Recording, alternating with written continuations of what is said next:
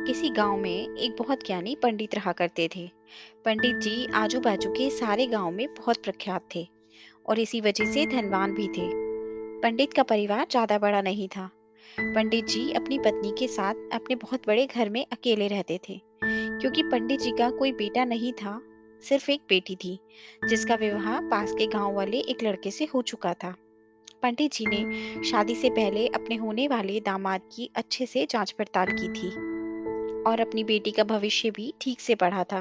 तब जाकर उन्होंने बेटी की शादी की थी। लेकिन चंद सालों में ही पंडित जी का दामाद बुरी आदतों के चंगुल में फंस गया। जुआ और शराब की बुरी लत ने उन्हें सड़क पर लाकर रख दिया। अपनी बेटी की ऐसी दुर्दशा देखकर पंडित जी की पत्नी बहुत दुखी होती थी और अक्सर वो पंडित जी से कहा करती थी कि तुम जाकर उनकी कुछ मदद कराओ। पंडित जी हमेशा अपनी बीवी को ये कहकर उनकी मदद करने के लिए मना कर देते थे कि अभी कुछ समय तक उनका बुरा वक्त चलना है।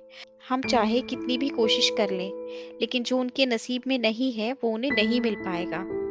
पंडित जी की ऐसी बातों से उनकी पत्नी काफी दुखी हो जाया करती थी और मन ही मन सोचती थी कि कैसा स्वार्थी पिता है, अपनी बेटी को इतने कष्टों में देखकर उसकी मदद करने के लिए मना करता है। आखिर भगवान ने जो इतना सारा धन धान्य दिया है, उसका क्या करेंगे?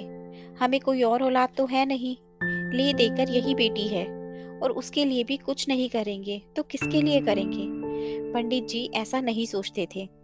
ऐसा नहीं है कि पंडित जी अपनी पुत्री से प्रेम नहीं करते थे, लेकिन उन्होंने अपनी पुत्री की कुंडली इतने अच्छे से पढ़ी थी और वो ये पहले से ही जानते थे कि वो चाहे किसी भी लड़के से शादी करती, लेकिन उसके जीवन में ये समय आने वाला ही था और बिना इसे भुगते उसे छुटकारा नहीं मिलने वाला था।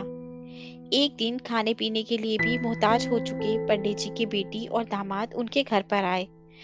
पंडित जी और उनकी पत्नी ने दोनों का खूब आदर सत्कार किया, खूब अच्छा खाना खिलाया। बेटी और दामाद की पंडित जी से सहायता मांगने की हिम्मत नहीं हुई, इसलिए वो बिना बोले ही वहां से वापस घर लौटने लगे।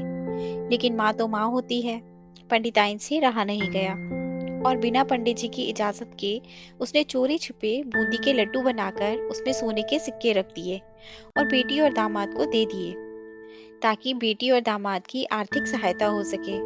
पंडिताइन ये भी जान गई थी कि बेटी और दामाद शर्म के मारे उनसे मदद नहीं मांग रहे थे, इसलिए उसने बेटी और दामाद को लड्डुओं में छिपे सिक्कों के बारे में कुछ नहीं बताया। जाहिर सी बात है कि जब वो लोग घर जाकर लड्डू खाएंगे तो उन्हें उसमें सोने के सिक्के मिल जाएंगे। इस तरह बिना उनके मांगे ही उन तक मदद पहुंच जाएगी। ये सोचकर पंडिताइन मन ही मन अपनी बेटी की मदद करने के लिए खुश होने लगी। पंडित जी के दामाद और बेटी उन दोनों का आशीर्वाद लेकर अपने घर की तरफ रवाना हो गए। उन दिनों गाड़ियां तो होती नहीं थी, घोड़ा गाड़ी या बैलगाड़ियां ही चलती थी। पैसे ना हो तो चीजों की लेन देन से भी व्यवहार होता था। बेटी और दामाद का गांव पंडित जी के घर से कोसों दूर था। फिर भी पैसों की कमी के चलते वो चलकर ही अपने गांव की तरफ निकल पड़े।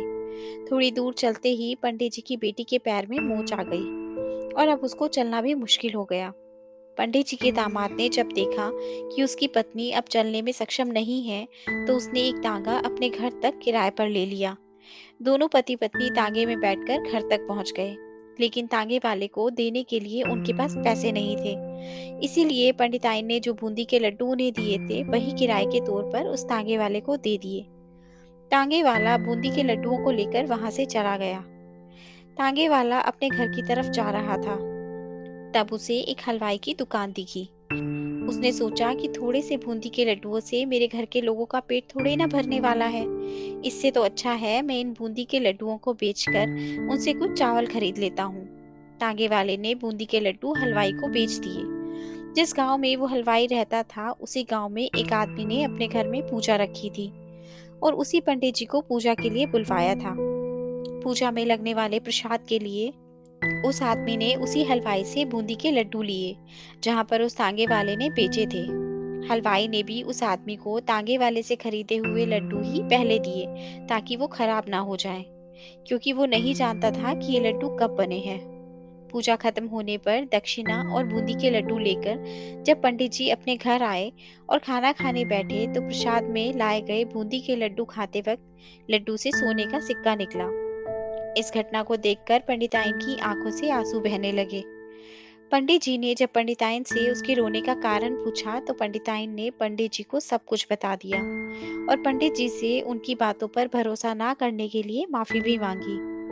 पंडित जी ने पंडिताइन के आंसू पोंछे और कहा, तुम्हारी तरह मैं भी अपनी बेटी को बहुत प्रेम करता हूँ, लेकिन अगर हम उसकी अब मदद करते हैं तो दामाद हमसे हमेशा ऐसे ही मदद की अपेक्षा रखेगा और अपनी बुरी आदतों को कभी नहीं छोड़ेगा।